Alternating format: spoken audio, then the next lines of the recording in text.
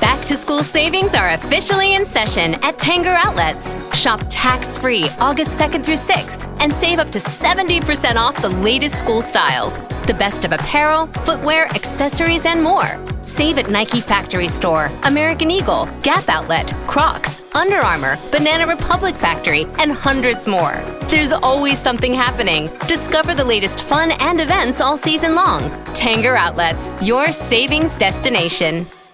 This season, Instacart has your back to school. As in, they've got your back to school lunch favorites like snack packs and fresh fruit. And they've got your back to school supplies like backpacks, binders, and pencils. And they've got your back when your kid casually tells you they have a huge school project due tomorrow. Let's face it, we were all that kid. So first call your parents to say, I'm sorry. And then download the Instacart app to get delivery in as fast as 30 minutes all school year long. Get a $0 delivery fee for your first 3 orders while supplies last. Minimum $10 per order. Additional terms apply.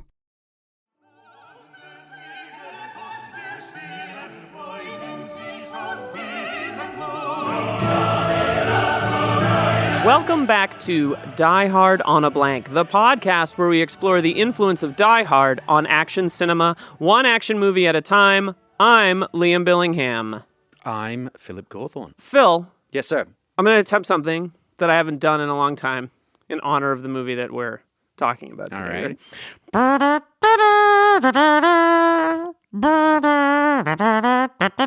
right.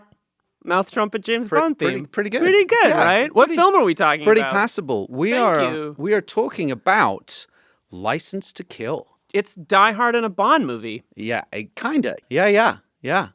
It's a fascinating intersection of two completely different and contrasting approaches to action.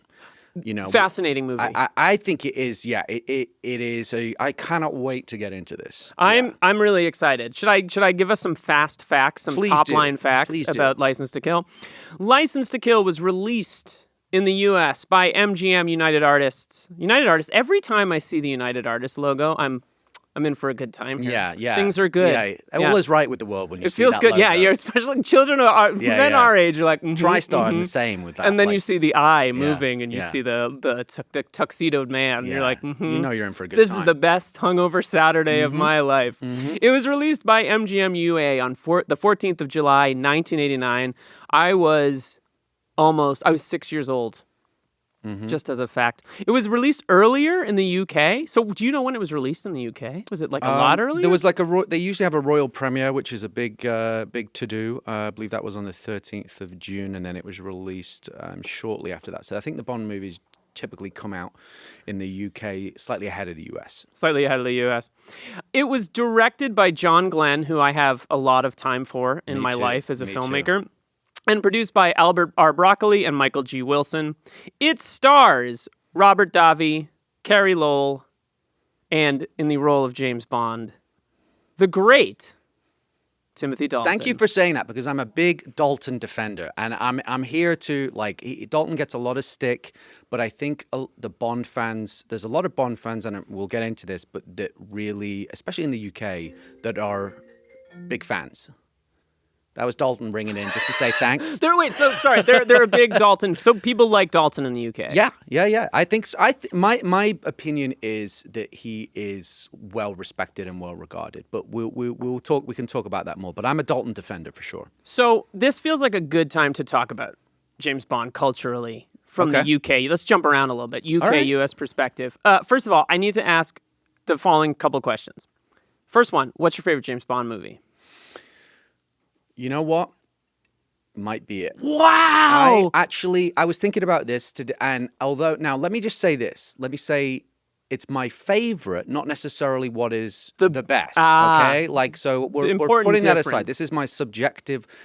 I truly love the two Dalton films, probably more than any of the other films. That's not to say that I don't love all the other films. There's many of them that I love, but I think it's just because of the era that they came out, and because it was just kind of tied to my youth and me falling in love with cinema, and they were on constantly, especially, I say that Living Daylights was on Constantly here too. Yep. Is that right? Yeah, it was on TV a lot. Yep. Okay. It felt like it was never off the air, and it was really prevalent in our in our So did culture. you grow up in a Bond? I assume you grew up in a Bond-loving household. Actually, no. Interesting. I think I don't think my dad was fairly indifferent to Bond.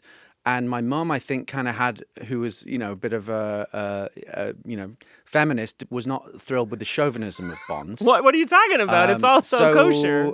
It was something I sort of discovered right. independently. It wasn't like it was like my dad showing me the Connerys or anything like that.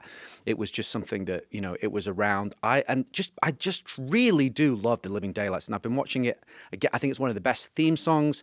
But I find what's interesting about The Living Daylights, and we're talking about License to Kill, but we're contextualizing it with the previous cool. Yeah, one. it's also, we're talking about James Bond. Everything is on the table. Living Daylights does this extraordinary thing where it's a 2-hour, 10-minute movie that folds space-time because it's also a 10-hour miniseries that you have to watch in like 5 different sessions, because it's just like the longest movie of all time. Really? And yet, wow. It's just because it covers so much ground. You're watching it and, it's like, hang on a minute now. First of all, we're dealing with a defection in the former Czechoslovakia. Now we're in Afghanistan. Now he's riding a horse, and it's just like it covers so much ground. But one of the best theme tunes of all time, in my opinion, the Aha it's a pop song that has the elegance of John Barry behind it. So it has this it's just a nifty. My man, you are a scholar of this stuff. It's incredible. It's great. It's great. I'm particularly excited about today because Bond is so important to British culture. Sure. And it's something that I think everyone has an opinion on. We put a lot of respect on it. That's why, it is one of your greatest cultural exports. I think it's pretty hard to deny. Other than the Beatles. Oh, yeah, those guys. Right? Radiohead. You may have heard of them. Look, you could. There's plenty. Let's just list our favorite British things.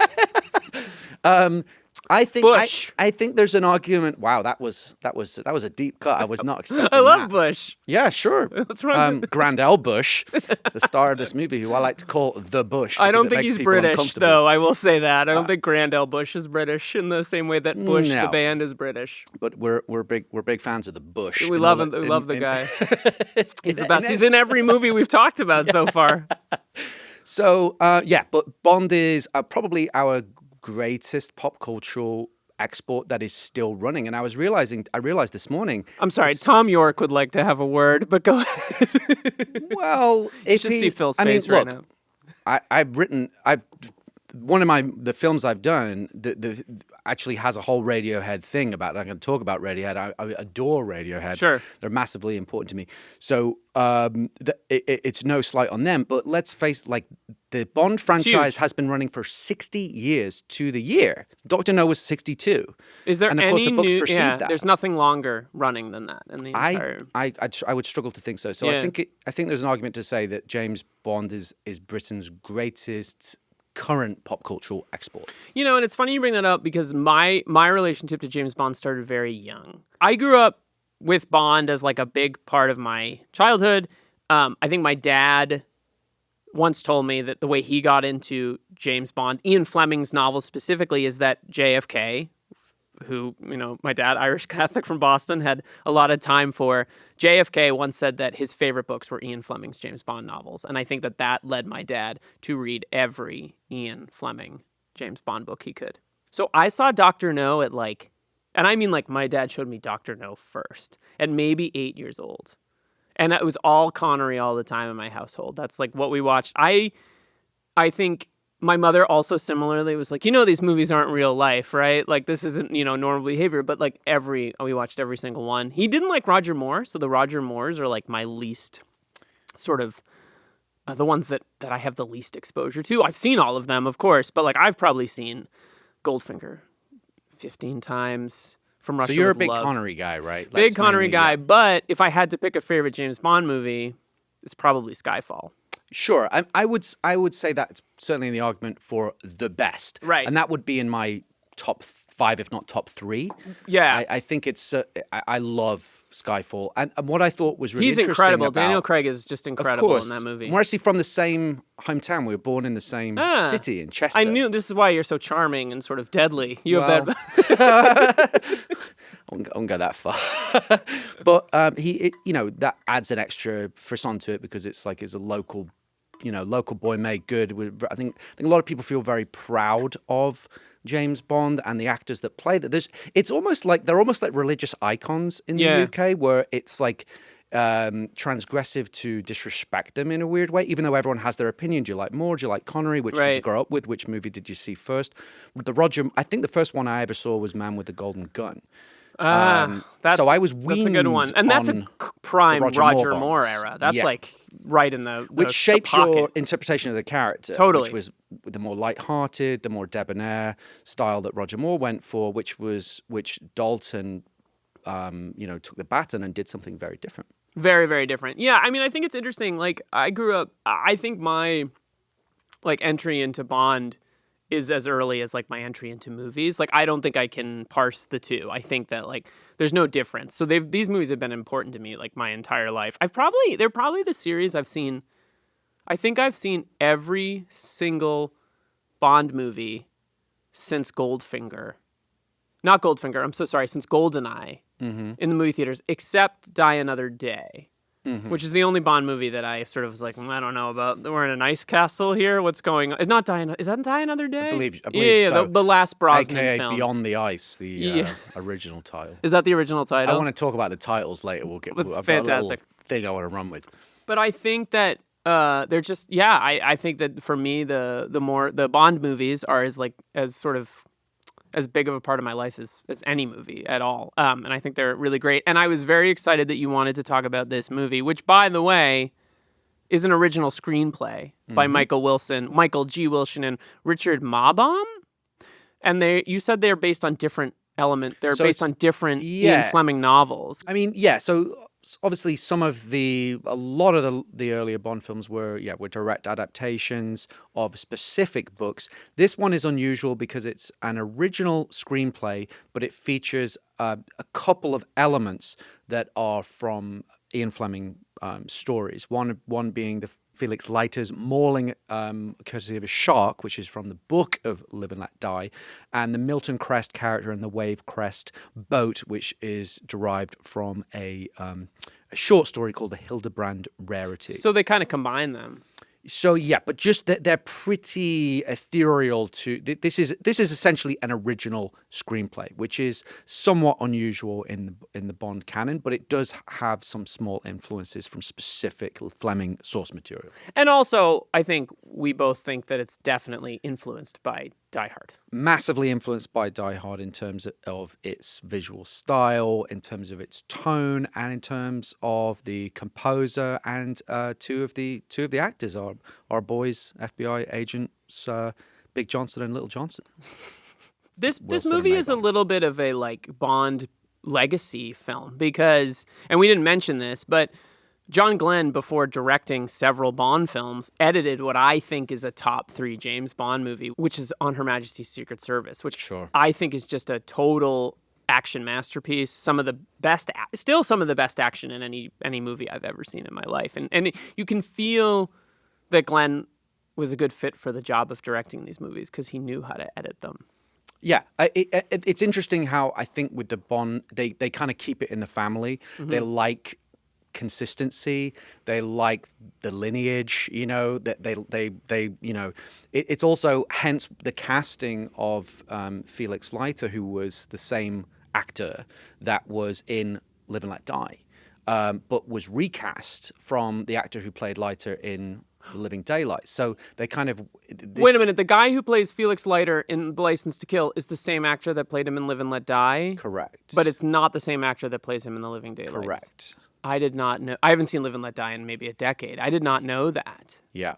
So I think that was because they were trying to, they wanted to speak to the history of it because of what Leiter is usually more of a cameo or a brief subplot. Yeah, he usually has 10 minutes in a movie. In this one, he's pivotal. He is the catalytic event for, that propels the whole movie. And he is played by David Hedison, who I totally did not remember. I mean, it is interesting because I've always thought of License to Kill as the Felix Leiter James Bond movie. Mm-hmm. And he's certainly integrated into the later Bond films with Daniel Craig, especially the last one, No Time to Die, where he plays a major part. Yep. And is played so well by Jeffrey Wright. Jeffrey Wright, who's a great choice for Leiter. I like his, this is total tangent, but I like his later career kind of Jim Gordon, Felix Leiter phase that he seems to be going through. It's really interesting. I think it would have been interesting. We'll get into the movie, but just while we're on the Leiter thing, that look, I think Hedison has a charm to him. I think he's fine in the part, but could you imagine if that part was played by, say, like a Scott Glenn or an Ed Harris or a Samuel L. Jackson, someone in that time, 1989, someone that was just had a little more weight to them as an actor, because David Hedison was in a film with, he when he knew Bond, it was with Roger Moore, so he's almost like a Roger Moore type a little actor. Anachronistic, yeah. It doesn't quite fit with the serious, hard-edged tone of the rest of this movie, and I think it would have been the actor who plays Leiter in Living Daylights, the previous Dalton iteration, John Terry, not the former England captain, football player by the way, it was pretty darn good actor who was in Full Metal Jacket, was as the lieutenant, was in Zodiac as the editor of the newspaper, has the great scene where he reads the Zodiac letter. So he was a strong actor. Oh my goodness. So first of all, Zodiac, favorite movie. Of course. Incredible that's movie. That's a whole other podcast. I don't think I realized that. I need to go back and watch The Living Daylights. You're really selling The Living Daylights on the License to Kill episode here. That's one thing that's happening.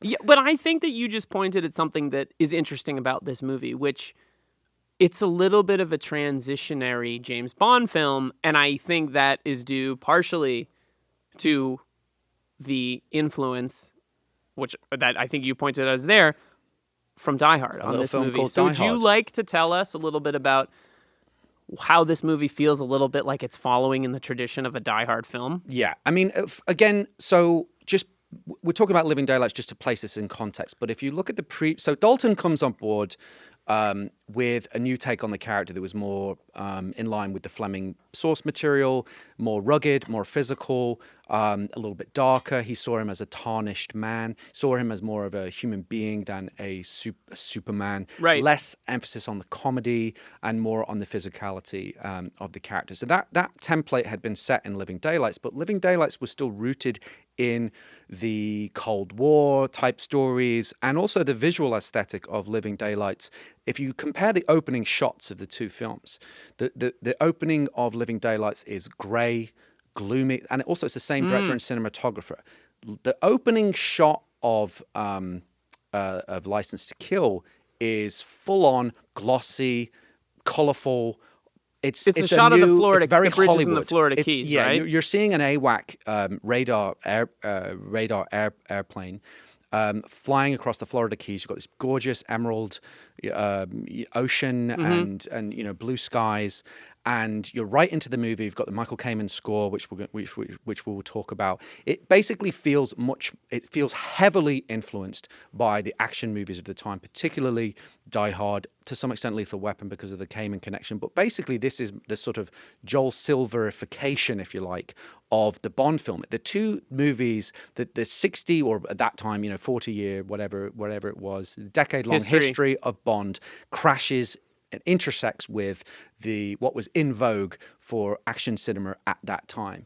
So that's what makes this such a fascinating collision of sensibilities. And before Living Daylights, the last Bond film was View to a Kill. View to a Kill, which is the 1982... 1984. 85, I believe. 85, okay. And then before that, it's Never Say Never Again, which is produced outside of the... Well, there was Octopussy in 83, I think, and then there was For Your Eyes is as late as 83. For Your Eyes Only, which is a great James Bond movie. Very, very good. So we're at the end of the Roger Moore era. He's aged out, and we're stepping into like an actionified Hollywood environment, and this movie is made against that. Yes, and this one doubles down on what it sort of started with Dalton's interpretation of the character in the previous film, but it's now, I think that what the Bond franchise is constantly course correcting itself, and I think it's constantly looking, because it needs to evolve. It needs to evolve with what is fashionable, what's the zeitgeist of the time, what are the trends of the time.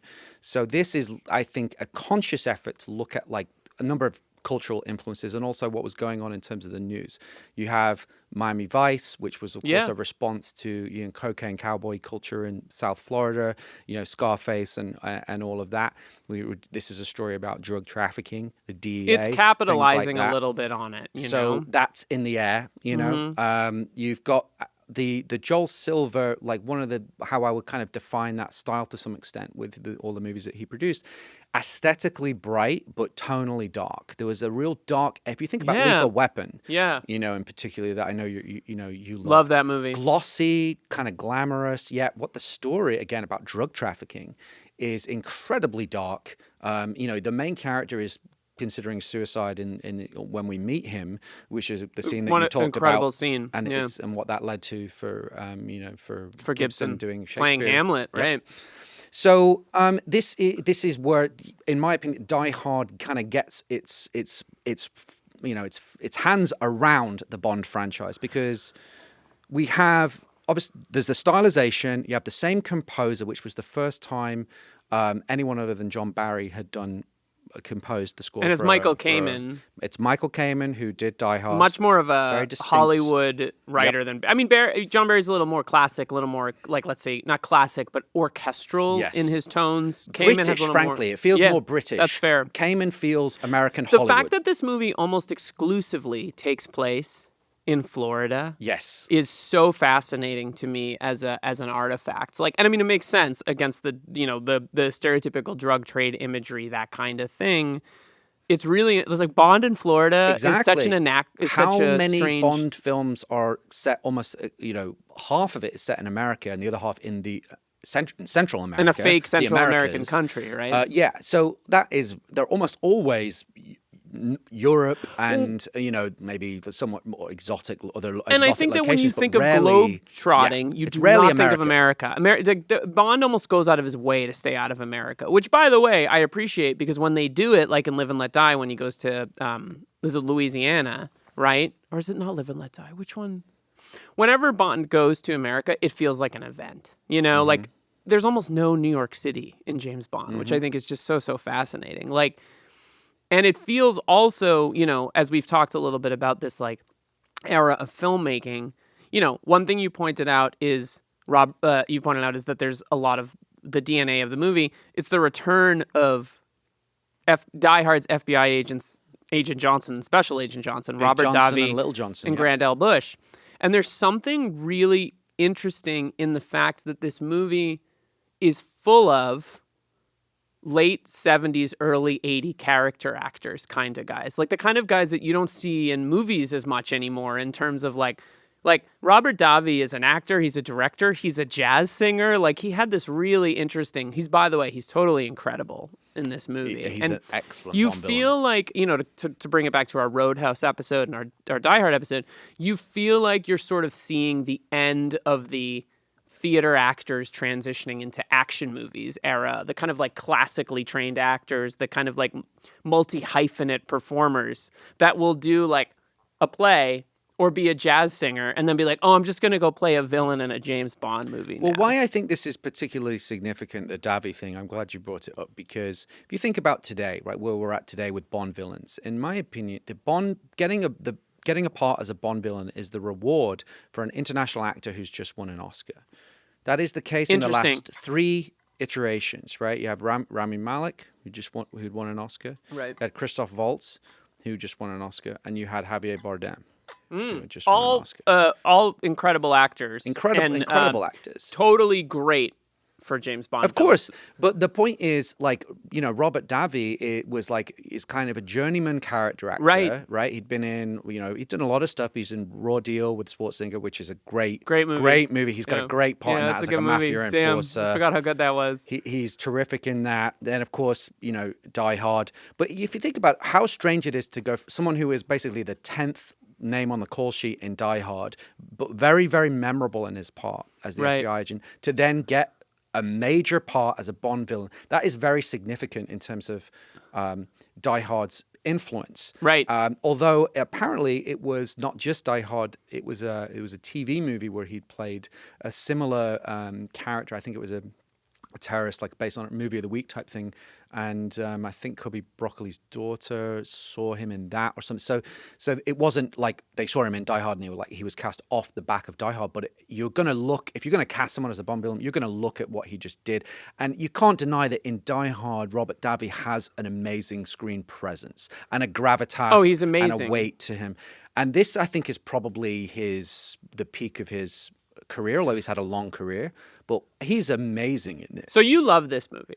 I do. And I like it. I like it a lot. I will be honest, the first 10 minutes, we'll jump into the plot here. The first 10 minutes, I was like, oh, God, I don't know about this movie. But by the end, I was really into it. But I think one of the strongest elements of it is Robert Davi. Yeah. I just think he's incredible. And I think something that you're speaking to that's 100% true, by the way. Again, these last 3 Bond villains have been prestige-y and kind of like very different from a Robert Davi. Like, it would be hard to imagine an actor like that getting this part, and yet he's as suave as any of them. He really, Bond villain, from my point of view, has to do a couple things. They have to be deadly, they have to be scary. And he's set up in this movie as like a maniacal drug trader who feeds Felix Leiter to a shark. But later, when we get into the sections of the film that are more traditionally Bond, meaning Bond goes to the lair of the villain, or in this case, the town, the like puppet state that this guy controls, you have to have the scenes where he's wearing a tuxedo and he's suave. And there's one of my favorite things about this movie is the brief scenes where Davi doesn't suspect Bond of anything, and they're just kind of friends. And he's like, "Hey, amigo." Like, I was like, "I'll watch this movie. This sounds really cool." I kind of want to save it for when we get into the villain, but I've got a lot to. Yeah, there's a lot to unpack with Davi's performance and the characterization. But I think it's definitely significant that he got such a huge part in such a huge franchise. Let us try now. Let's move this thing along. Where I could talk about. Should we start a James Bond podcast too? Please. Sign me up. Let's do it. That's Bond on a Pod. That's the name of our site. That and a Radiohead podcast. Let's try to reconstruct the plot from memory. So this is going to be kind of challenging because this is a deceptively. It's both simple and complex. It's simple in the sense that the plot is the catalyst for the plot is that Bond's old friend and CIA agent Felix Leiter is mauled by a shark under the supervision and direction of this international drug trafficker. The day he gets married. Franz Sanchez. On the day the movie opens with Leiter on the way to his wedding in the Florida Keys, being called to a last-minute raid to capture Robert Davi, who's trying to flee back to South America. And to me, that whole sequence, and we'll talk about it in the action section, but that is pure Joel Silver. The way it's, 100%. The way it's like Commando. And to your point there's multiple about things happening. We're cross-cutting. Yeah. It's dynamic. It's very dynamic. And cold open. And to your point that you made that's really interesting is that, like, you can look at Bond from a historical cinematic perspective. Every Bond has to reinvent themselves. Yes. And Living Daylights is somewhere in the middle of these things. But License to Kill opens, and it's suddenly like, we are making a very different James Bond movie. And I think there's a little bit of whiplash as a viewer. Like, I spent the first 10 minutes the last time I'd really watched this movie, I was probably 17, right? So watching it now, 20 years later, I was like, what is this? And not in a bad way, but more in like, I'm having whiplash from watching a very, very different take on James Bond, where like, it's very violent. It's violent in the sense that you're not used to with Bonds. Like, it's a more violent movie. It's a more gritty movie. But it also has some cartoonish elements that Joel Silver brings to things. Yeah, and that's the kind of, I think that's some of the tension of why this film is an anomaly within the Bond canon, an anomaly in general, because you have that the style of the times and what's happening in the times, more harder edged, gritty, grounded.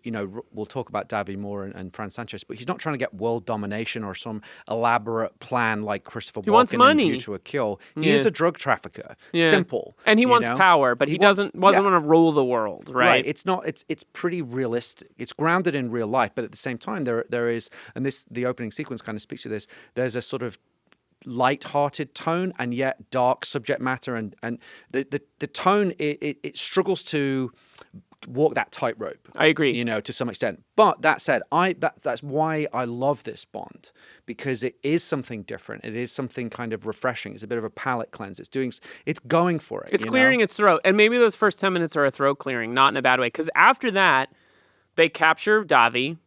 He's put in jail, and he's being held by the guy's name? Killefer, played by Everett McGill. Yep. Is he on Twin Peaks? He is. Yeah, he's on Twin Peaks. He's also in Under Siege 2 as one of the villains. It's a great character actor that we'll be talking about Under a lot. Siege 2, got to talk about Under Siege 2. It's not Eric Bogosian forever. Yeah. So well said. Thank you very much.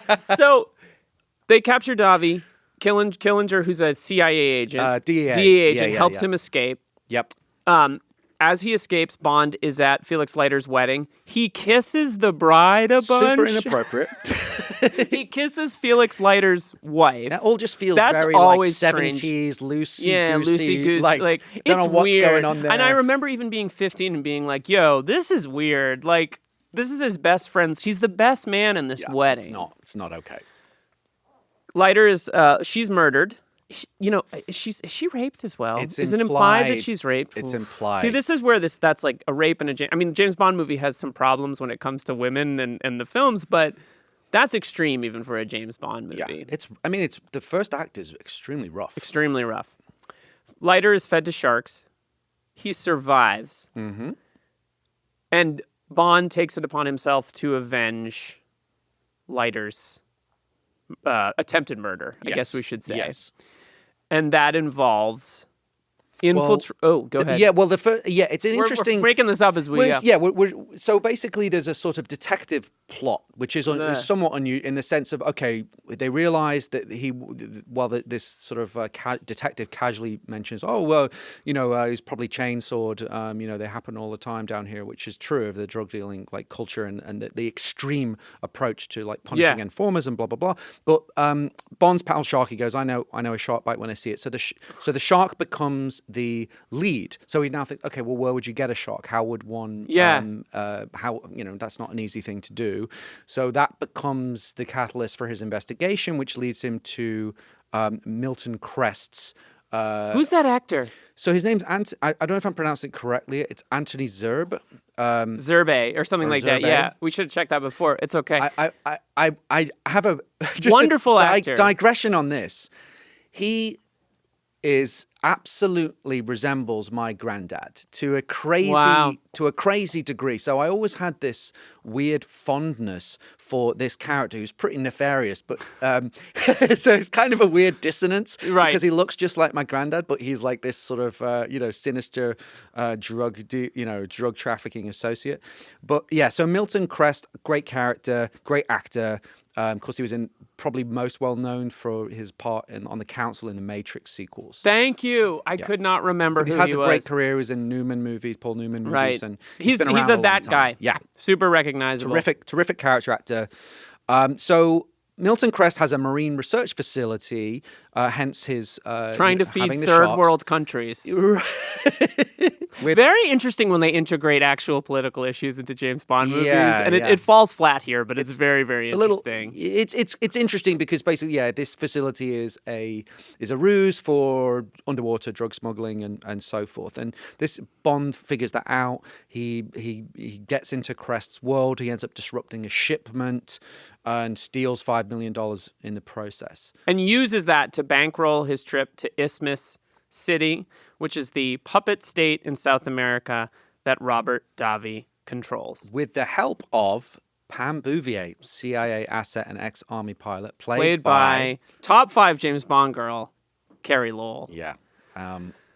Pour one out for Carrie Lowell. So good. Very quickly, I want to pause and have a brief conversation about Dalton, because Dalton is sort of the proto Daniel Craig. Mm-hmm. I think it feels to me like Daniel Craig looked back and went, I really like what Dalton attempted to do. And I think Dalton is also like a legend in British theater and British culture. He's an important figure, right? But there's 2 things I want to point out. Back to school savings are officially in session at Tanger Outlets. Shop tax-free August 2nd through 6th and save up to 70% off the latest school styles. The best of apparel, footwear, accessories, and more. Save at Nike Factory Store, American Eagle, Gap Outlet, Crocs, Under Armour, Banana Republic Factory, and hundreds more. There's always something happening. Discover the latest fun and events all season long. Tanger Outlets, your savings destination. There are two incredible one-liners, one in this movie and one in The Living Daylights.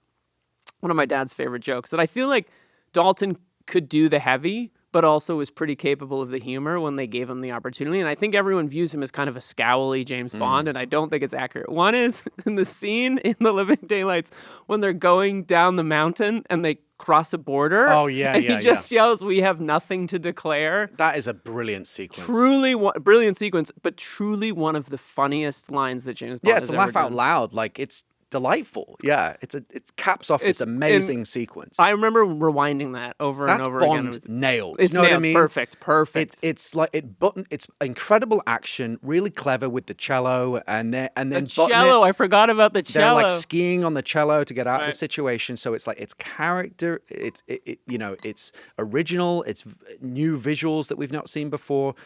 Brilliantly shot, edited, and then button it with a great one-line. Like, to me, that's Bond. It is totally Bond. I think you're 100% right. And the second one, and maybe you probably noticed this because you don't miss anything, but at a certain point in this movie, M shows up in so good in this Florida, and he tells Bond, "You have to stop this revenge mission. You were supposed to be in Istanbul 48 hours ago," and he says, like, Bond says, "I quit," essentially. And he's, "Okay, you have to give me your gun and your badge," or whatever. And he says, "It's a farewell to arms, is it?" Yes. You know why he says that? No. They're in the Hemingway house. Ah, and yes, it is of course. Truly... Like it's the historic Hemingway house. Yeah. It's very witty and it flies by. And I only noticed it probably because when I would watch this movie in the 90s, it would be the VHS. So it would be panned and scanned. But now watching it, as he enters the house, you see the Hemingway house sign. Yeah. And just the fact that he can handle the absurd farewell, he can handle the absurd we have nothing to declare, but also, I guess it's a farewell to arms. It's a very sophisticated joke. And it's very sophisticated, but it doesn't matter if you get it or not, because it still works. And but that's Bond, right? Like, that's this thing that they invented with this character, which is like, he can beat the shit out of anybody, he can fire any gun, he can figure out how to fly a plane in 35 seconds, and yet he knows his Hemingway. Yeah. I just think it's very, very It's smart. a great point. And that scene is really important with them because it's the title of the movie, right? Like it's setting up what happened. So basically, Bond. When the DEA and when the British intelligence get wind that Bond is going rogue, essentially to seek revenge for what happened to Leiter, they pull him aside and tell, like, "You're not going to do this," and he says, "Actually, F you, I am." And that's unique because Bond... He goes off reservation, so to speak, right? Now, that happened, I think, later in the Craig iterations. But at the time, that was fairly unique. This is Bond going rogue for private revenge, not a mission that's not a sanctioned mission, right? Which is what it usually is. And this also speaks to the more anti-authoritarian take that Dalton brought to the character. In The Living Daylights, one of the first things he says is, like, "If M fires me, I'll thank him." He's not so. And Craig, again, to your very ahead point, of its time, exactly. Craig lent into that too, right? The idea that he kind of hated his job and didn't want to be. And I love hated the system. Craig really leans into that. One of the things there's a little bit less of in this is, like, Bond drinks a martini, but there's a very significant scene. So Bond gets to Isthmus City. He sort of starts to infiltrate Davi's character's name, is Fran Sanchez. Sort of starts to infiltrate his inner circle. He's doing a deal to bring his drugs to Asia. And there's a scene, we get to the sort of what I would call the classic Bond stuff, which is he's kind of undercover. Mm-hmm. He's in a tuxedo. We're in a casino, and he's playing cards. And there's always that bit where someone goes to the villain and they're like, "There's somebody doing really well at table 6." And you see them on the monitor and he's watching them. And, like, it's a little like clockwork at this point. We know that they're going to encounter each other. Bond is going to sort of weasel his way in, and then at some point, we're going to realize that there's something else going on here, and it's going to result in a shootout at a factory or a place where either someone's trying to take over the world, or in the case of this movie, manufacturing drugs. Right.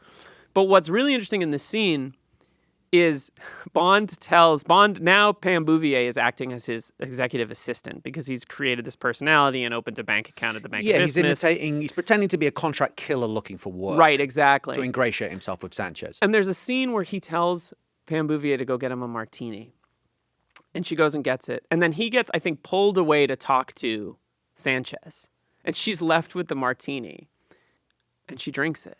She kind of looks at it, and I grabbed a screenshot of this. She's like, whatever, and she downs the whole martini. And I feel like this is a great example of where we are with quote-unquote Bond girls at this point in the series. Because Bouvier is also anti-authoritarian. She doesn't listen to him. She can do her own thing, and she's really tough. And I think Carey Lowell is a top 5 Bond girl in this movie because she's never the sort of like shrieking, like, save me, James. Yeah. In fact, she saves him in the Bimini bar shootout Which is a great sequence. By the way, movie. that bar, where's Dalton when you need him, right? Like from Roadhouse. Yeah, that would be good. No, that would be good, exactly. He needs to go and clean that place Well, up. maybe that's an influence too. I mean, like, there's a bar fight in this movie. There aren't a lot of bar fights in James Bond movies. But I just think it's worth pausing. There's 2 Bond girls in this movie. There is Pam Bouvier, played by Carey Lowell, and Talisa Soto plays Lupe Lamora. And, like, neither one of them is a shrinking violet. No, they're strong characters with strong points of view. Of course, the Talisa Soto character is somewhat more victimized, you know, in the sense she's trapped in this toxic relationship with Sanchez, but also has some she kind of carries herself as high status, and she's kind of playing them a little bit. But yeah, I think Carey Lowell, I totally agree with you, is Pam Bouvier, terrific character. You know, she has agency. Right. She is cool under pressure. She's competent at a number of things. She's a pilot. She's competent with a shotgun. Right. You know, and it kills her that she has to play subservient to him in this charade that Bond is running. And that's one of the best things about the movie is that repeatedly in this Isthmus sequence, Q shows up, we should mention. The great Desmond Llewellyn. Yeah. That guy is like the comfort pillow of cinema. 100%. Like the greatest, you know? And it's also unusual for him to be out in the field and be in it for this long. Right. So this is another reason why I think this film is quite beloved by real Bond fans, because Q gets to do a lot more than he usually does. He's always a delight when he turns up, but it's great. He's in a lot. And I think that it's just great that he lasted for as long as he did. And also, coming back to Die Hard, there's a little bit of Al Cowell that's a little bit inspired by a Q, like the sidekick a little bit, who's sort of there to be a sounding board, and they've like contrarian relationship with Sam Elliott, and how there is often like a peripheral support character, that offers help to our and is hero. A little buffoonish or silly in a way that the main character has a bit of comic relief to them, a bit of warmth to them. Yeah, that just sort of takes the sting out of some of the more rough and we stuff. never really learn anything personal about Q, which is fine. That's not what he's there for. But what's interesting is that the evolution of that character is into Al Cowell kind of being the guy with a tragic past who, like, one of the things that you can point to with Die Hard is that every character in that film is very fully realized. There's nobody in Die Hard that there are characters in Die Hard that serve plot functions. You know, Marco, my boy Marco, or my table, or like the dick news reporter Thornburg, right? But even Thornburg gets his moment where he gets slapped in the face, and you sort of feel bad for him because it's so pathetic. You know, Q never functions, and you fall in love with him because he's repeatedly in the movies, and he's really fun. But what's great about Die Hard is the perennial action movie is all the characters that we're supposed to care about, we really, really care about because we know something about them. It's just interesting. Like, you can sort of see the evolution to an Al Cowell from Q, and no action movie is not made in the shadow of James Bond, which is an interesting way to think about this. That this film influenced Die Hard, or this Die Hard influenced this film, but like it's a cycle. It is, and McClane, James Bond, wisecracking tough guy, is a type that James Bond kind of helped to create. I mean, this is a very McClane-like version of Bond in the sense of, he's vulnerable. He's, if he gets shot, he bleeds. He doesn't. It's more of the everyman. Even on the poster, by the way, there was a bit of a controversy because there was a quote that I found as well in the James Bond authorized guide that was specifically said they felt it alienated fans because the poster didn't have him in a tuxedo. He was dressed all in black.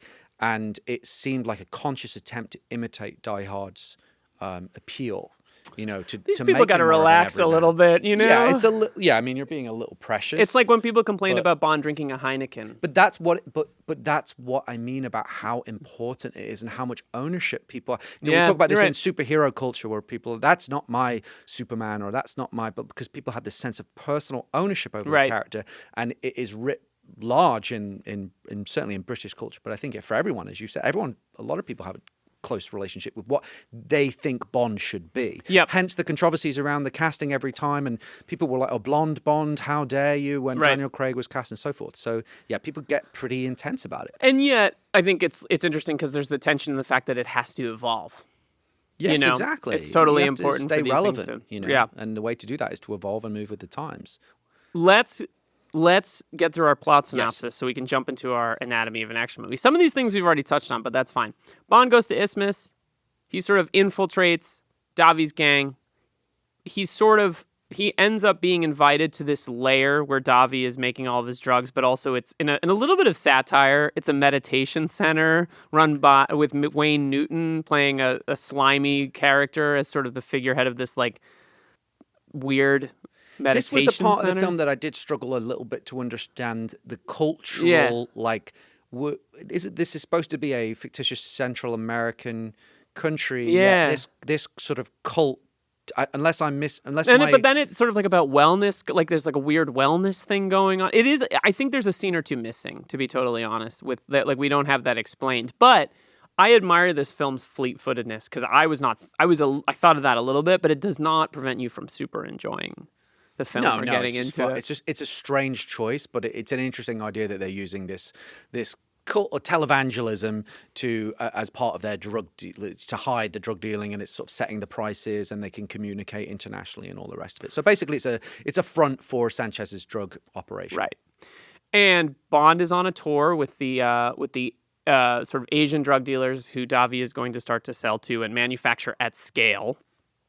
And one of Davi's henchmen, who we've seen throughout the film, a little actor by the name Bond, of Benicio del Toro. Benicio del Toro, who is so good in this movie. Incredible. There's a different, he's come to be one of the most celebrated actors. It's actually, I'm a little disappointed that he's in a Bond movie at 27 when, I would watch Benicio del Toro be a Bond villain 20 years later. Now, right now. If he did it now, I would be like, yes, give this to me. But a great sort of heavy debut for one of the most, or not debut, but 7 years later, 5 years later, he's in The Usual Suspects and totally runs the entire movie, but absolutely incredible as a lunatic in this. Just as a side note, just about him, and we'll get through the synopsis, but he is notable because he is a competent henchman, which is often not the case in Bond. That's a really good point. He's good at his job. Yeah, he's smart. He spots when he does spot Bond, there's no messing about. Right. So. I do appreciate that the henchmen in this movie do repeat. You see them again and again and again. It's not like new guys every single time, which I think it's just nice. I like it when they're the ensemble of henchmen stays the same throughout. I think that's really, really good. You like consistency. I like consistent in my henchmen. So what are we missing? Bond destroys Sanchez's drug ring, chases him down a mountain in a truck. How does Sanchez die in this movie? Well, it's with Felix Leiter's lighter. He lights him on fire. Felix Leiter gives Bond a wedding gift. Really cool. I mean, that again, talk about buttoning something it works as a though. plot device. It's brilliant. It is really good because it's like the watch in Die Hard. Yeah, exactly. Yeah, exactly. Well said. So he has the lighter that Felix and his wife, who's now dead, gives him, and he lights Davi on fire because he's covered in gasoline. Yes. Yeah. What a Joel Silver way to go out. 100%. Amazing. This is very violent for Bond. Yeah, it is really violent. You know? Nobody gets lit up. There's a lot of weird violence in this movie in terms of like just things you don't expect. Someone gets eaten by maggots. Yeah. It's just Bon appetit. wild. And Bond then is at a party. Mm-hmm. He's on the phone with Felix Leiter. Remember this? Right. Oh, at the end, yes. Yeah. So Leiter's like, oh, no biggie. My so we legs have been escape. Right. rolled." Yeah. It's weird that he's still alive and he's so like he should be a destroyed man and yet he's not, which is a weird inconsistency in the film's dark tone. Yeah, exactly. Oh, he's like, I don't have a leg anymore. My wife's dead. But like, it's chill that you lit this guy on fire. And Bond sort of gets pulled aside by Lupe Lamora, Sanchez's girl, and she kisses him. And Pam Bouvier sees this and is upset about it. And she goes downstairs, and Bond jumps off the balcony into a pool, kisses her, and they... Oh, no, she gets into the pool with him. Yeah. He pulls her into the pool, and they kiss. And then there's a weird shot of a fish sculpture that there's a weird and it's a static shot. It's a photograph. I don't know what is happening, but I love the movie so much that I'll forgive. It's almost these weird eccentricities that are a part of what makes it fun. But I 100% agree. Yeah, basically that's the movie. That's the story in broad strokes. Broad strokes. But we got in there. In there. And we covered a little bit of our anatomy of an action movie section. But let's tick our way through it. So you have 1, 2, 3, 4, 5, 6 rules. Rules? Well, principles? paradigms? Guidelines? Whatever we want to call them that define an action movie. Tenets? Tenets. Yeah, Ooh, tenets. Yeah, you like that we live in a twilight world, Indeed. my friends. Indeed. Our producer just shook his head that I said we live in a twilight world. Tenet 2, when? Yes. Tenet 2, when? Well, it's funny, again, I was thinking about this today. I think about Tenet would every Nolan day, do too. a Bond movie? Oh, he doesn't need to. He already made 2. He made Inception and Tenet, which are kind of James Bond movies. I mean, can he do one, please? I would. Oh, my God. I'm sorry. I just had to escape to my own personal island for just a think Christopher about Nolan. Also, real quick, the sequel to Tenet, you know what it's called? Tenet. Tenet backwards. But it's backwards. It's just the same thing, right? I'm 100% on board. Phil, you're the expert. Tell us about the anatomy of an action movie. Okay, so we've talked about this before. Basically, 6 kind of principles that I think if you want to make a truly great action movie or an action movie that stands the test of time, these are some of the things that are critically important to get right. So the first of which is the premise. Okay, so in this movie, the broad stroke, the simple version is Bond goes rogue to seek revenge. Yet within that. It's normally a mission. This time it's a personal one. Correct, which is definitely an aberration. But within that plot, we skimmed over it, but it gets super complex. There's a whole subplot with Hong Kong narcotics agents that are trying to bust Sanchez. There's the cult thing and all the rest of that. There's within the it's not a simple. A to B plot. There are a lot of complications within it. But basically, the premise, Bond goes rogue to seek personal revenge, is a good premise. That is a strong, yes, I want to see that movie. We're seeing a character with this incredible skill set that's for once driven by a personal vendetta, but that is emotionally driven, as opposed to we have to get the Russian submarines tracking device or whatever it might be, some specific espionage plot. And there are shades of Die Hard in that McClane's quote-unquote mission in that movie is to save his wife and save himself, which is, again, really important to Die Hard. It's as much about survival as anything else. And Lethal Weapon, which, is kind of about 2 partners overcoming their odds and one of their suicidal tendencies to, become whole people again, right? So, the personal nature of the violence and the action in these movies is really specific to the era and the period. And it kind of reverberates in Craig, because there's a lot of revenge and anger in Craig. Yes. That does not exist in Whereas you feel like Roger Moore, I don't want to speak too much to Connery, you're more the expert there, there's somewhat of an emotional detachment to it. It's really just fun. It's just fun. It's just shits and giggles for Roger Moore most of the time. Yeah. And that's part of what we love about those movies. But this definitely has personal stakes. But what I wanted to ask you about was the producer and co-writer Michael Wilson even acknowledged this specifically on the record, is he felt that the sabotage plot in terms of what Bond is trying to do to disrupt Sanchez's operation was directly influenced by Yojimbo. Wow! So I wondered if you had any thoughts on that, because I know you know your Kurosawa inside out. How do you? And we even talked about that with Roadhouse. Not many people would have equated Kurosawa and Roadhouse. That's what I'm here but that's for. what we do here. Anytime you want to talk about Kurosawa, I'm on board. I think that there's something prototypical in Yojimbo that I think is really important, which is that the impersonal becomes personal in those movies, which is really strong in the sense that at the beginning of the film, he's sort of seeking to make money and play two sides against each other. But at a certain point in the film, it's these two gangs in this town controlling the town, and he's sort of like, how can I play them against each other and make money and do well? But at a certain point, he saves a young boy and his family, and he doesn't have to do that. And I think you see, Mifune's Yojimbo character in those films is like a scoundrel, but a scoundrel with a heart of gold. Mm-hmm. And you see that. I mean, there's no question, for example, that's who Han Solo is. Mm-hmm. I think McClane is, a character who grows his heart back by the end of Die Hard and realizes his own folly and his own mistake. And I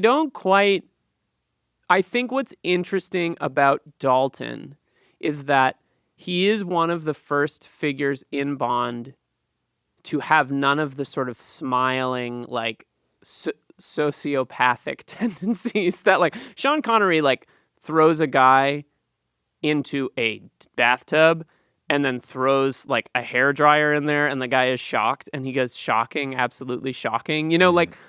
I think that Dalton is an interesting figure because he's in it for revenge and it's personal, but he also, the hits register and the kills register, and it doesn't feel quite as detached as it does with Roger Moore or with Sean also Connery. I think as well. So, and this leads naturally into the second one of our tenets, which is the hero. We've already talked about it a lot, but Dalton's divisive take on this, right, on the role, was closer to the books. More rugged physically, we talked about that. It's interesting what you're saying, but I suppose there is more of a sense of he's enjoying killing the people in this instance because they're all connected to the death of his friend, versus as opposed to just doing his job. Again, it's very impersonal in the Connery, right, and the Moore, and I think as our culturally as our relationship to espionage and ops and post-'80s Afghanistan and all the things that we have to think about, the secret agent or the sort of toppling kind of empires kind of thing, espionage and murder and government, it gets more complicated as we get later into history. And it's fair to say that every action movie made after 1975 is really can't ignore Vietnam. And, the greatest action movie of all time, in my opinion, Lethal Weapon, which is ultimately about guys recovering. Fine, whatever. Recovering from Vietnam. The personal stakes of violence are very, very different in movies that get made after that period of time. At least in the States, I think the culture is very, very different than where it was before. And I think that there's the shadow of that exists in all these movies. There are still flippant. There's still flippant moments, like we said, when he throws the guy into the maggots, and right. But some of the deaths here are particularly gruesome, and we'll get into that. But what I wanted to ask you was just where do you stand on Dalton's take on the role? Oh, I think he's great. I think he's, I think that he's there's a natural tension in that he's playing a modern Bond, but there's still the, a farewell to arms line, and there's the kind of classic. And I think he nails it. And I think that you have to find that middle ground because I love Daniel Craig. I think he's the best, in some ways, the best actor who's ever played James Bond by a mile. But the serious nature of those movies and the sort of attempt to build an arc in those films made it a little, let's say, airless. At times, I don't think there was as much humor as there could have been, and there is much fun. And I think that Dalton is a little more successful at nailing both the dark side of it and the humor. And that's not to say that Daniel Craig can't do that, but that the movie it sort of exists at a tension point between being light and serious better than some of the later entries do too. And I think, every Bond has to fit the era they're in. And I think Dalton, it's disappointing he only did 2. I think he could have had a longer run. And he was supposed to do a third, but basically just to cover that real quick, there was a long legal dispute that nixed the third movie, but they actually had art and posters at Cannes. It was called Property of a Lady, which was a Fleming that's a really interesting title for a very James Bond strange, movie. very unusual. But it wasn't like, I think the common perception and misconception is like, oh, Dalton did too, and like that was it, and it was scrapped because they didn't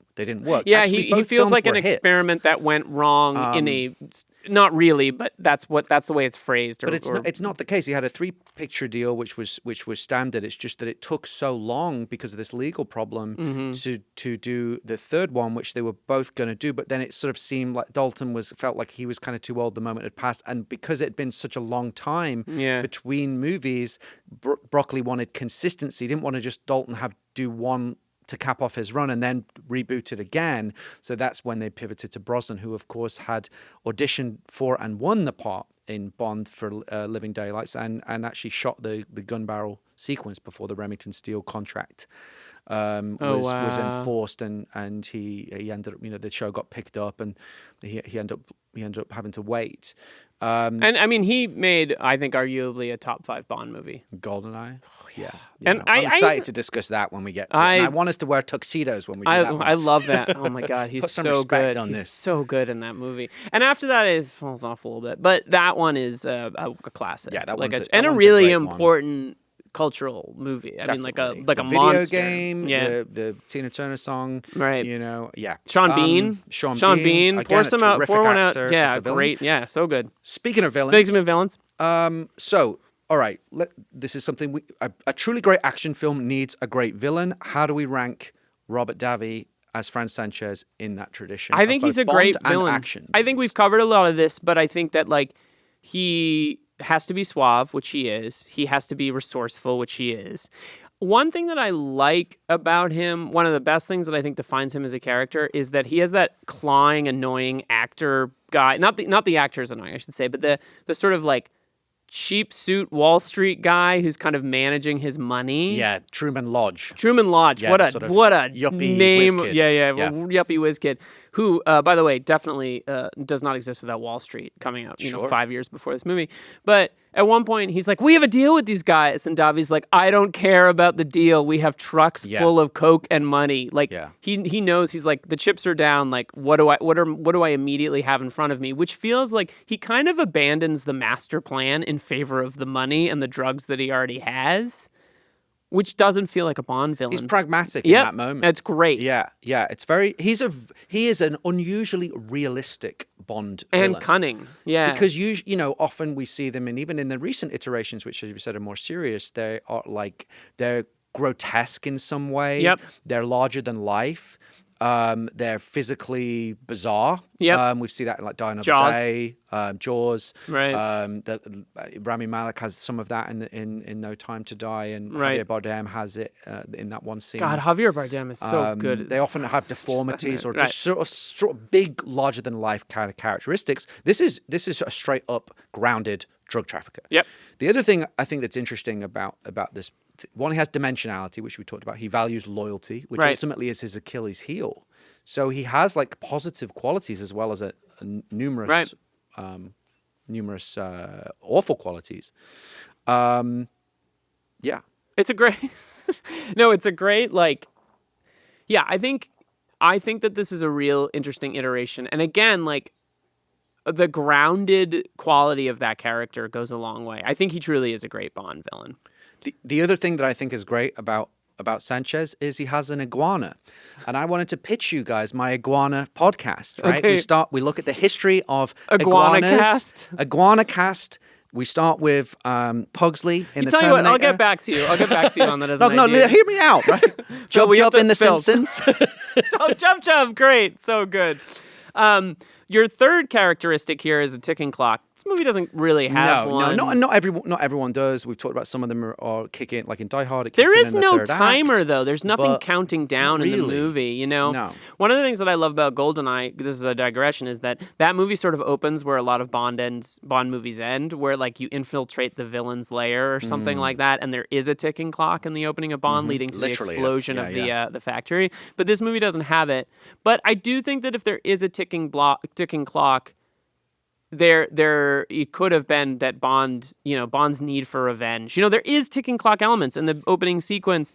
Davi is in American airspace. I should say Sanchez in American airspace, and they have to catch him before he gets into international airspace. So there are moments, but the movie doesn't really rely on that. And I would argue that the best sequences of Bond films are the long middles where, again, we're at the casino, we're on the floor. It's a game of wits. It's not mouse, it's a cat and mouse. It's sort of playing poker and like somebody's cheating. Like Bond is like, to use a phrase that the kids love, those parts of Bond, they're a vibe. That's the vibe that you want from your Bond movie. You want kind of the like cunning. You need the game and mouse thing. What's also interesting about that cat and mouse. It solves a conundrum that happens in a lot of action movies, and it happens and they had to solve it in Die Hard and Die Hard 2, which is your hero and villain are almost never in the same scene.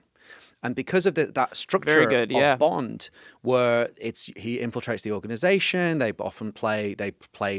might play against each other at the casino or dance around each other a little bit on the villain's home turf. It solves a problem that exists a lot where you just have the two guys are not in the same physical space, which is less interesting. And that's why in Die Hard, of course, they had to come up with the scene of Clay. Indeed. Bill Clay. The classic scene. Also in Die Hard 2, they decided to put in the scene at the beginning where William Sadler's character, Colonel Stewart, and McClane bump into each other at the airport because they realize they're just never in the same scene until right at the end. Yeah. So it solves problem. But I wanted to talk to you about that opening sequence, which leads into the fifth tenet.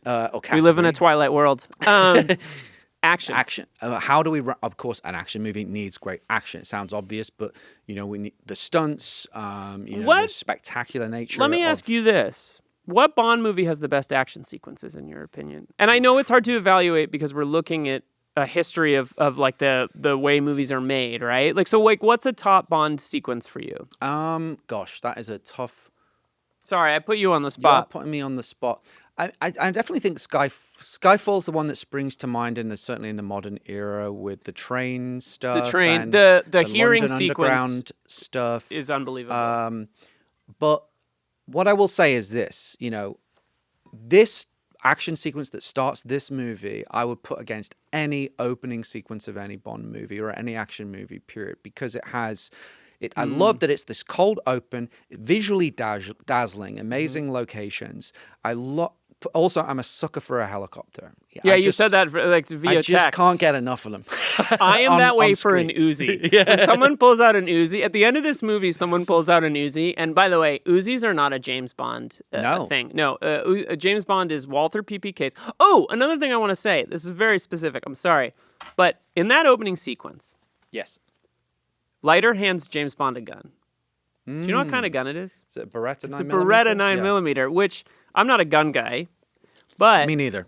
That is the gun that Martin Riggs uses in Lethal Weapon. Right. And I think all roads lead back to Lethal Weapon for you. But I think that it's significant that he doesn't hand him a Walther PPK. No, the first weapon that James Bond sees is the movie made famous by a Joel Silver production. You're right. It is the iconography of the action. It's very iconographic. It's also McClane's gun. Right. It is McClane's gun, and a gun that like cops shouldn't have been carrying. They were carrying semi-automatic and a handgun. The one thing about that sequence that is a little bit like I do struggle a little bit to believe David Hedison has tactical training in the way that he's like handling the gun and stuff like that. That guy should be a nightclub singer. I don't buy it. Yeah. But the Bush, Grandel Bush, of course, clutching that machine gun, you're like, yeah, you buy it. But the point is about that sequence is, to me, it's almost proto Michael Bay, but it's more specifically Joel Silver. Yeah, it's the 100%. Joel Silver style. I think the action sequences in this movie are great. My actual favorite action sequence in the entire film, and by the way, I stand by my theory that all movies are action movies, but my favorite action scene in the whole thing is when towards the end, when he's on the conveyor belt and his feet he's about to get pulled down into that thing, and Benicio del Toro comes and starts to cut off his sleeve or whatever it is. It's just a very personal, gnarly sequence of action, and like terrifying. The movie plays very big, and also it knows when to play very small, and that's a small moment. And I think that like it also speaks to there's no. It is interesting that there isn't a sequence in this movie where Davi and Bond, face off in hand-to-hand combat, a la Lethal Weapon, or, whatever the case is. And actually, in a way, as a Joel Silver kind of influence, the sort of the final encounter between Bond and Benicio del Toro's character is closer to the McClane-Carl sequence in Die Hard, in that it's very physical, it's very visceral, intense, it's very visceral.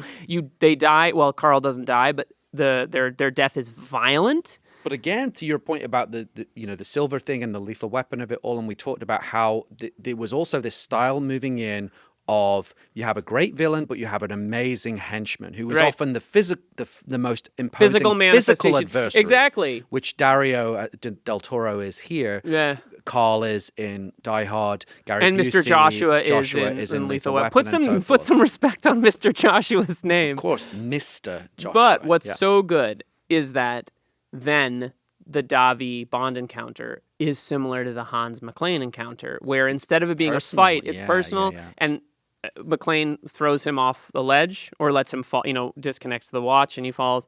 And in this, he lights him on fire using the lighter that Felix Leiter's lighter. Yeah, it's a personal artifact, so it has that extra bit of spice on it when it's a final FU. It's great. So how do you feel about that tanker chase? It's okay. I'm candidly, I think the movie's about 10 minutes too long. And I don't know that the problem is in the tanker chase. I think it might be in the investigation part of the movie. But it's good. I mean, look, I love a truck chasing another truck when there's flammable things at stake. Just needed a helicopter again. Oh my God! More helicopters. Please. You must love the first Mission Impossible movie. Then, yeah, I'm very excited. There's anyway, there's footage of a helicopter going into a tunnel in the new Mission Impossible trailer, and I'm feeling that. I'm feeling that very strongly. I'm there. Should we give some awards? All right, so we've got the John McClane Yippee-Ki-Yay Award for Best Quip. Any nominees that you want to throw in the mix? 100%. It's A Farewell to Arms. The movie, that's the winner. Made Sorry. A great case Thank for you. That. This one does struggle. A couple of others I wrote down, pretty weak. I'll Do Anything for a Woman with a Knife. What About the Money? Launder It after it's covered in blood. That's pretty good. That's pretty good. Sanchez got a couple of zingers. But my favorite one is... So there's this. We talked about Truman Lodge, the yuppie. When Sanchez realizes that he's kind of done with him and he's insulting him after they lose another tanker, Truman Lodge is complaining like, "Oh, that's another 50 million or whatever, 500 million that we just lost. Great job, Sanchez." And then Sanchez says, "Maybe it's time to start cutting overhead." That is a really good one. That is now my only point about that is a few seconds later. Or a few moments later, Sanchez is going after Bond with a machete. So he has a machete. Why don't you cut off Truman Lodge's head? You're going as violent as anything anyway. I think that's an R rating. And then say maybe it's time to start cutting overhead. But you've already had a guy be mauled by a shark. We've had Dario be fed to a shredder. We need to get Robert Davi and that guy together to reshoot this part of the movie because for the special edition. We'll like George Lucas it. But there's something really pithy about that. That feels like, that scene in Indiana Jones where the guy shows up with the sword and does all the moves and Harrison Ford just shoots him. Yeah. That is in the tradition of which is one of the great ad-libs in movie history. Harrison Ford had stomach I like the problems. realism of it, and it's just... Yeah, and it's a Newsie, right? Is it a Newsie? It may not be. I think is it a Tech 9? Is it a? Oh yeah, no, it has to be. Yeah, the Tech 9, kind of thing. Yeah, that's for sure. That's good. I could be wrong. I think it's either time to start cutting some overhead, but I really like. You've convinced me. The Bondian. It's a farewell to the erudite nature of that. Yeah, it's very good. Okay, the Hans Gruber Master Thief Award for stealing the movie. Who's your pick? Well, the nominees I've got are Davi, Carrie Lowell, Talisa Soto, Benicio del Toro, but I think my personal winner would be Desmond Llewellyn as Q. I would give that to you if we were talking about The World Is Not Enough, a fairly inconsequential Bond movie that features the final performance of Q, and he sinks to the floor, and it's absurd but also amazing. And so I'm sorry, I have to go with Carrie Lowell, who we haven't given enough love to. Really. She's incredible in this movie. She fits every sort of classic aspect of a James Bond character, except she's totally modern and kick-ass and cool, and I think is very, very funny and very, very smart. And I would like, she's a top 5 Bond girl for me. Yeah. So I think she steals the movie. Fair enough. All right, Dick Thornburg. Sorry. I do understand your choice for Q because he gets a lot of screen time in this movie. Just an unusual, he's got some of the best moments. His eye roll when he realizes that Bond's in another love triangle. Right. Just great. Oh, that's very good. I also throwing away the brush. Everett McGill as Killefer is very, very good in this movie. I think that he wouldn't win, but he'd be on my short I have list. him in nominees for the Dick Thornburg Award for Dick of the Movie. The corrupt and traitorous DEA agent Ed Killefer, Milton Crest, and Joe Butcher, the Wayne Newton character. Professor Joe Butcher, excuse me. The televangelist. Those are my three noms for Wayne Newton, Dick of the Movie. Wayne Newton could almost steal the movie because you're like, is that Wayne Newton? There's a couple interesting... So bizarre. I'm sorry to jump backwards, but you know who else is great in this movie? Frank McRae as Sharky, who's just like this wonderful, warm presence throughout the movie and kind of disappears, which is a bummer. But he's killed off screen. Dick of the movie. It's got to be Truman Lodge. I hate that. I hate that guy. No disrespect to that actor, but like, I just want to punch that yuppie scum in the face the whole time. He's rough. Yeah. Okay. Oh man. But Benicio del Toro also deserves a little honor for being a pretty big dick in this movie too. Okay, fair. Your thought? Just not because I think he's like too much. He's like a low key dick, but I just love Milton Crest. Like I love the how he like comes in to Talisa Soto. He's like creepy, but he doesn't. He's like inappropriate. And she says you're drunk, but he doesn't completely like. He's just annoyed at her because she's costing him money, right. And he's just kind of low key creepy and weird. But I actually, what's interesting is I actually feel sorry for him when he gets decompressed. I also feel sorry for Dario del Toro's character when he gets shredded because he screams out Sanchez, and they have a kind of like cousin uncle type brotherly bond. Uncle is good. Basically, the villains are humanized in this movie, which makes them a bit more interesting. I was going to say this is a nice transition to best death. Yes. Because I think the best death in the movie has got to be the way Milton Crest goes out, where his head explodes. That in my noms. It's pretty... That's disturbing. It's disturbing. I thought it was... Do you feel sorry for him in that moment? I feel sorry for him because I like that actor very much. The actor brings so much. He's charming, and that could have been a bullshit part, and he is so good in it. I love him in it. The cast in this movie is pretty ridiculous. It's strong. I think that's a good death. I think Fran Sanchez's death of being lit on fire by Felix Leiter's lighter is very, very good. Yeah, I had that, and Dario's demise in the shredder, and also Ed Killefer's death at the hands of the mouth of the shark. A lot of good deaths in this movie. I have 4 pretty good deaths. Yeah. Which one were you going for? Are you going for Crest? I think I'm going for Crest because that made an like when I thought about this movie, it's the most memorable. And before I watched the movie, I thought of a couple things. I hadn't seen it yet. I thought of Carrie Lowell. I thought of great Bond girl. But the other thing, I need a minute. Sorry. Whew. Is it hot in here? Yeah. And I thought of this is the movie where that guy's head explodes because they pressurize him, and then they pull the pressure. It's kind of iconic, and it's built up. It's like and also that's the laundrette line, which is a great Bond villain. But again, Davi is so cold-blooded. He delivers it so cold-bloodedly. I would go with that. Agree. All right. So wrapping up, I do have, and one of these questions is about Carrie Lowell for our Double Jeopardy quiz / trivia. I have three questions. Sorry, Just the sound of your heart beating. Okay. Yes. So Carrie Lowell, who plays Pam Bouvier, has been married 3 times in real life. 2 of her husbands were Hollywood actors. One was and is a major movie star. Can you guess the name of her famous 3rd husband, or do you already know? I do have a good clue for you. The funny thing is that I actually saw this when I went on her Wikipedia on Saturday morning when I was watching this. Well, I do need a clue though because I can't remember. All right, so here's the clue. This American movie star once played an Irish terrorist opposite Bruce Willis in the Hollywood remake of a classic political thriller in a movie that we are planning to cover on this podcast. That was the worst clue I've ever heard in my life. There were like 14 parts to that clue. Unpack. What do you do? All right.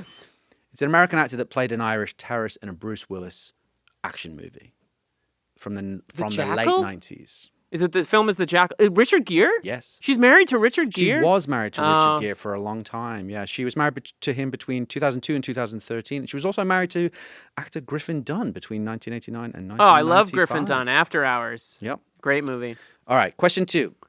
I got that one. Well done. Ding, yeah, ding, that ding. counts. I love you, Carrie. Frank McRae, who plays Bond and Leiter's pal Sharky, this is an easier one, plays the angry police captain Hayden in which iconic Last Joel Action Silver Hero produced buddy movie from 1982. Oh, damn it. Oh, because he's in Last Action Hero too. He plays the chief of police in that movie, I think, as I recall, doesn't he? I know he's in National Lampoon, kind of spoofing. Oh, that's what it is. National Lampoon's Loaded Weapon, spoofing the character. Frank McRae plays an angry police in 1982's 1982's iconic Joel Silver produced buddy movie. What is it? 48 Hours. Oh, I'm quitting the podcast. Fun fact about Frank McRae: played in the NFL as a defensive tackle. And featured in 6 games for the Chicago Bears in the 1967 season. More great NFL players into action movies. Bring back Bosworth. Bring back Bosworth. Jim Brown and Dirty Dozen? Get out of here. Yep. Amazing. Do you like the Dirty Dozen? Yes, love it. John Cassavetes, best thing about that movie. Yeah. Amazing. Well, I don't know if that, but that movie absolutely rocks. Yeah, it's awesome. Rocks ass. Savalas. Ugh. All right, here's my last one. Savalas, amazing in that film. All right, I think you'll like this one, and this is going to lead to our last sort of fun thing, and then we'll wrap up. All right, so License to Kill was the Italian title for which iconic Bond movie starring Sean Connery? Is it From Russia with Love? Okay, is it Dr. No? Yes. Yeah, that makes sense, because they go out of their way to explain that he has a license to kill, because that's like in the tagline for that movie or something like that. So this raises just the last thing I thought would be fun. Okay, so the original title of this movie was License Revoked, but as you may know, that they rejected that, even though they'd done some of the marketing, because License Revoked is not a good title. Well, because Americans associate that with the DMV, apparently. Right. Yeah. So they were like, okay, well that isn't going to work. So in Japan it was called the Cancelled License. In Italy it was Private Revenge, Vendetta Privata. In Norway it was With a Right to Kill. So what I thought would just be to finish the episode is, can we come up with our own bad James Bond movie title? Oh, heck yeah. It doesn't have to be licensed. It can just be whatever. Anything we want. Basically, it's like, there's about 4 words: gold, you got to die day. Has to be in there. Die. A gold amazing. Day to die and kill. Gold, die, time. Oh, man. We've got to workshop this but see, here's the problem. Your theory falls apart a little bit, because there are very great James Bond titles that are single words. I don't think it's a great movie. Spectre, but we're trying to come up with a bad one. It was like mangled in translation. Yeah, it's like You Only Die Twice or something. I don't know. That's Only Live Once. That's not bad. Not great. It's okay. I don't know. Can we brainstorm on this? A Golden Day to Die Young. That's really good. A Golden Day to Die Young. It makes no sense. It doesn't. Yeah, but none of these titles make sense. Running them up. Exactly. That was actually the title for No Time to Die in like Greek. Yeah. All right, I have a pop quiz for you that I think you're going to get. Ooh. There are 2 actors in this movie. Talisa Soto, who plays Lupe, and Kari Hiroyuki Tagawa, yes, who plays Kang. Yes. What later action movie did they both star in? Ooh. I know that Kari was in Rising Sun, which is what I very good movie. Know him from. But I don't know. Could you give me a clue? I could. We talked about it earlier. Earlier today? Mortal Kombat! Oh, okay. She plays Katana in Mortal Kombat and Mortal Kombat Annihilation. And he plays Shang Tsung in Mortal Kombat. Shame on me for not knowing my Mortal Kombat mythology it's fine. And actors. Good movie. The original is great. I don't know. It gets a little dicey after that one, but then Mortal Kombat is a great. Christopher Lambert, an actor that we haven't talked about. Where are you on Highlander? Love. Yeah, of course you do. Queen soundtrack? Come on. No, you can't. You can't beat it. Let's wrap it up. Let's do it. Where does License to Kill fit in the action movie tradition for you, and the Bond tradition? I think it's an important James Bond movie. I think it's probably a less important action movie. But I will say that it's been very illuminating to view it in this lens. So I thank you for bringing it to the table. How about you? I think that's well said. I don't think it's like when we talk about the history of action movies of the 80s, this isn't necessarily one that springs to mind. But I think in the Bond canon and the Bond lineage, it's very significant because it marks sort of the end of an era and a turning point and probably the most extreme and violent Bond movie that was ever made. It's more extreme than any of the newer ones. Yes. It's the most 80s James Bond, if you think of the Miami Vice of it, the drug dealing of it, the extreme violence of it, the Lethal Weapon, the Joel Silver, the Die Hard of it. So I think it's significant as a Bond film, if maybe not so much, we don't think about it. Bond's is kind of its own universe anyway. I agree. So It's outside of traditional action cinema. It's interesting that you bring that up because I have strong opinions about what action movies are, and I would never characterize Bond movies as action movies. I characterize them as Bond movies. They're their own. They're sort of spy movies, but they're not espionage. Like, if you want an espionage movie, you watch, like The Spy Who Came In From the Cold or Tinker Tailor Soldier Spy or, any of those numbers. But Bond is a universe of its own. And I think, interestingly, it's really fascinating to reflect on it from a larger cultural perspective. I do not think it holds a candle or could ever come close to Die Hard. No. Doesn't need to. No, I think that's fair. But I think it, we can't deny. I hope we've made our case that Die Hard has had a significant influence on this movie and therefore on the Bond franchise with Davi, Grandel Bush, the stylization, bearer bonds, the gritty everyman hero, the Cayman score, and absolutely yada yada. Well, I think we covered it all. Yeah. What's next? The Hunt for Red October. The Hunt for Red October, John McTiernan's masterpiece, I think we can say, of early 90s submarine cinema. The first Jack Ryan cinematic very, very quickly. Translation. I just want to say this. You're very excited when you see a helicopter in it. I am a sucker for a submarine movie. It's all I want. And this movie, I just actually rewatched it last week. I'm going to watch it again before we talk about it. It is a masterpiece. Can't wait. Can't wait. I wish I had seen Montana. Join us next time. I'm Liam Billingham. I'm Philip Gawthorne. And we'll be back next time with some new FBI guys, I guess. Die Hard on a Blank is a podcast hosted and written by Philip Gawthorne. Liam Billingham co-hosts and produces the show. Mike Mayer and Michael Sugar are the executive producers. You can find us on Twitter and Instagram at DieHardOAB. Please rate, review, and subscribe and follow the show wherever you get your podcasts. Special thanks to Suki Chu and the whole team at Sugar 23. See you next time on Die Hard on a Blank. Back to school savings are officially in session at Tanger Outlets. Shop tax-free August 2nd through 6th and save up to 70% off the latest school styles. The best of apparel, footwear, accessories, and more. Save at Nike Factory Store, American Eagle, Gap Outlet, Crocs, Under Armour, Banana Republic Factory, and hundreds more. There's always something happening. Discover the latest fun and events all season long. Tanger Outlets, your savings destination.